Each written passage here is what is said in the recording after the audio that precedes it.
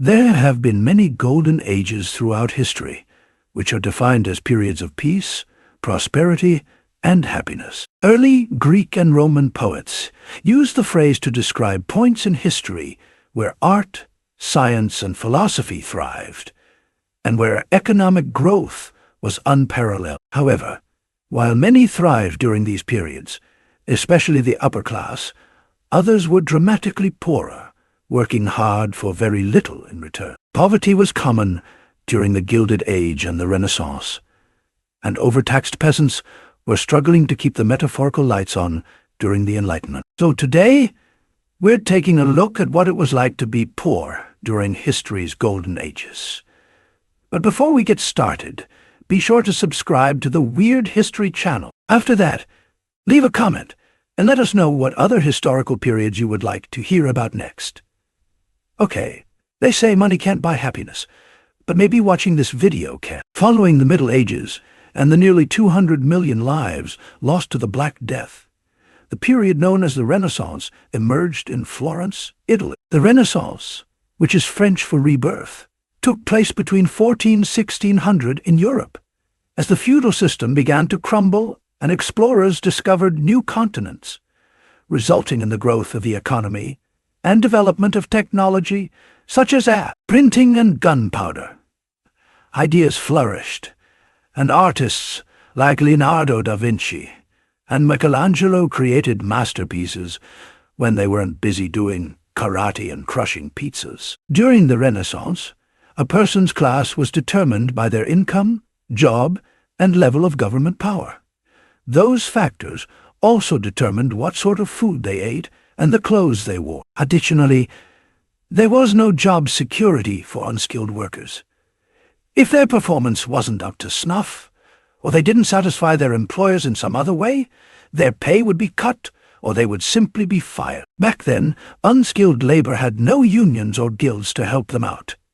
Many poor people lived on farms, wore simple clothes, and ate basic foods such as bread or soup made from scraps.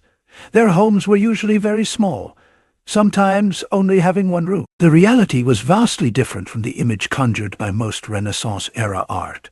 So don't look to paintings and museums for a broad and historically accurate view of the period. It's just art, more like pictures on social media than reality. The Gilded Age, in addition to being a riveting HBO soap opera, generally refers to the period between 1878 and 1889, during which great technological innovation led to the increased production of iron and steel, along with a higher demand for lumber, gold, and silver. This, in turn, led to the increased need for railroad development, creating new opportunities for entrepreneurs and more affordable goods for consumers. Business people, such as John D. Rockefeller and Andrew Carnegie, became very, very wealthy, thanks to the rapid economic growth and new technology benefiting the middle class. But writers Mark Twain and Charles Dudley Warner dubbed the time period following the Civil War as the Gilded Age for a reason. Political corruption and social problems ran rampant underneath all the dazzling innovation. You definitely don't want to be on the bad side of Mark Twain. During the Gilded Age, farmers struggled to pay their bills and feed their family. They faced challenges such as droughts, plagues of insects, falling market prices, and high interest rates. They often blamed the proliferation of railroads, land monopolists, mortgage companies, and manufacturers of farm equipment for their increasing plight. Industrial workers also struggled to make ends meet, working long days in dangerous conditions for little pay.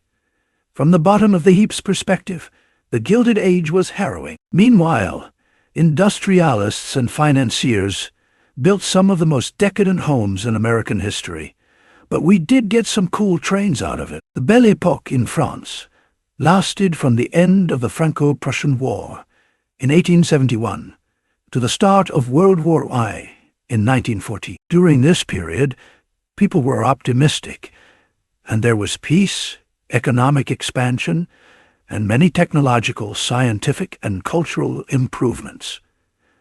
But who wants that when you can have a world war? In the middle of the Belle Epoque, the Eiffel Tower was built for the 1900s World's Fair.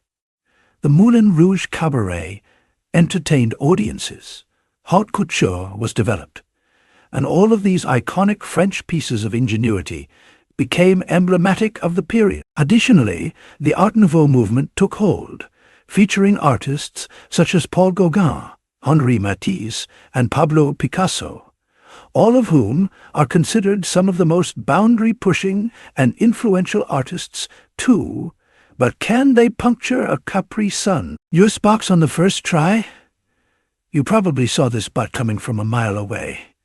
But not every French citizen benefited from the economic growth of the Belle Epoque. The urban slums were rife with poverty, and rural peasants continued to suffer for decades following the period.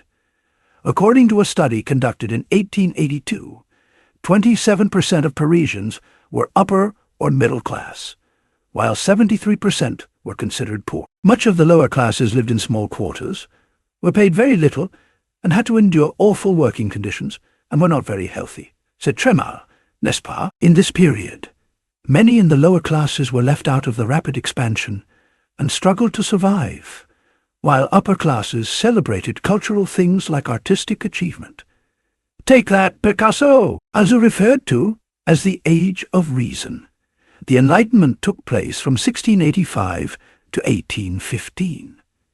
There were many scientific discoveries and inventions made during this period, as well as wars and uprisings, such as the American and French Revolutions. This era included writings by French philosophers like Voltaire, as well as Thomas Jefferson's drafting of the Declaration of Independence. Cholas sought to spread knowledge and reason, and every single one of them could do a backflip on the first try, probably. In other words, it was an era of great achievement and progress, but not everyone benefited. Many people in the modern era believe that poverty can be eradicated, but some throughout history thought it was necessary. During the 1780s, the European lower classes were the most impacted by droughts, harsh winters, and bad harvests. Many lived in poverty. And in 1820, some economists believe that 84% of the world's population lived in absolute poverty by their standards, and some intellectuals of the era thought the impoverished should stay there. Englishman Arthur Young, an agricultural economist and travel writer, wrote in 1771, "Everyone but an idiot knows that the lower classes must be kept poor, or they will never be industrious." An 18th-century Dutch political economist, Bernard de Mondeville, wrote, "To make a society happy and people easy under the meanest circumstances, it is requisite that great numbers of them should be ignorant as well as poor." It's safe to say neither man was planning on running for president anytime soon. You can't win Ohio with that. These kind of elitist attitudes started to change with the French Revolution's call for liberty, equality, and fraternity. You see, the French Revolution was greatly influenced by the Great Enlightenment, which led to the desire for popular sovereignty and inalienable rights. Peasants often rebelled against the feudal system, as they were forced to pay hefty taxes to the government, church, and landowners, and barely made enough to support their families. This is dramatized in the musical epic Les Miserables, highlighted by the dulcet singing of Russell Crowe. Vive la France! During the Victorian era, which took place between 1837 and 1901, and was named after, well, Queen Victoria, there was peace in Britain. The country was not involved in any wars with other countries, and there were substantial advancements in technology, art, literature, and science. The British Empire was trading goods and making money, and railroads contributed greatly to economic prosperity. It was a period of global imperial expansion, and the country established colonies all over the world, particularly in Asia and Africa. But with all this came a huge population increase in the major cities, but not enough housing. Lower-class people smooshed and cramped into slums with dirty water. Cholera, typhoid, and tuberculosis ran through these populations, and the infant mortality rate was disturbingly high.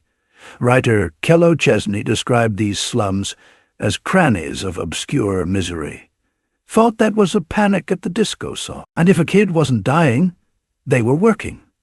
Much of the Victorian era's increase in industrialization was powered by good old-fashioned child labor. Poor kids worked in dangerous jobs like coal mining, factory maintenance, chimney sweeping, and any other tasks that could be performed more quickly by workers with smaller hands, without much regard for how easily those hands could get lost. And these weren't 9-to-5 jobs. The shifts were more like work until you collapse into a machine press. Several acts were passed during this period to curb the exploitation of child labor. But for many youths, the damage was already done. That said, the Victorian era eventually inspired steampunk, and League of Extraordinary Gentlemen fans might say it was a fair trade. So what do you think? Which of these golden ages could be the worst to live in? Let us know in the comments below. And while you're at it, check out some of these other videos from our weird history.